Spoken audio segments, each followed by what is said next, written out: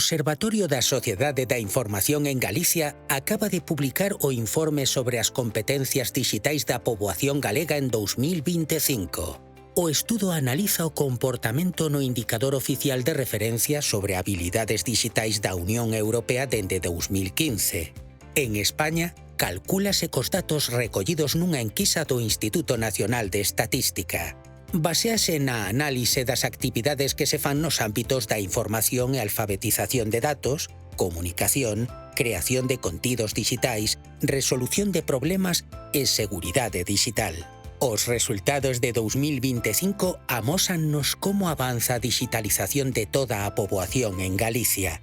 O 61,4% da poboación de 16 a 74 anos xa conta con competencias dixitais básicas ou avanzadas e case 4 de cada 10 alcanzaron o nivel avanzado, o que significa que dispón de competencias nos 5 ámbitos.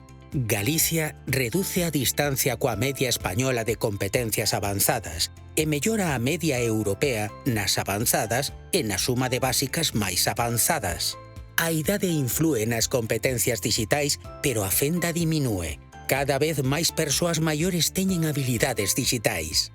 As competencias dixitais das mulleres son algo menores que as dos homes, pero isto débese a que teñen maior presenza porcentual nos grupos menos digitalizados, que son as persoas maiores, con menor nivel de estudos ou en situación laboral de inactividade. As competencias de comunicación e colaboración están amplamente estendidas en Galicia.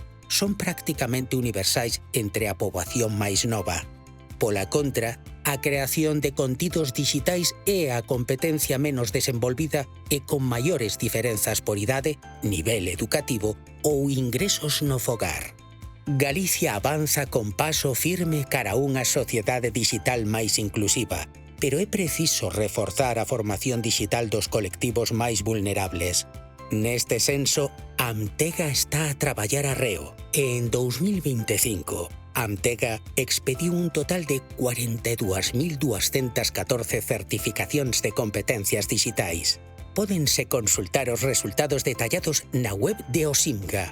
E se che gusta estar ao día da actualidade dixital en Galicia, tamén te podes suscribir ao noso boletín trimestral.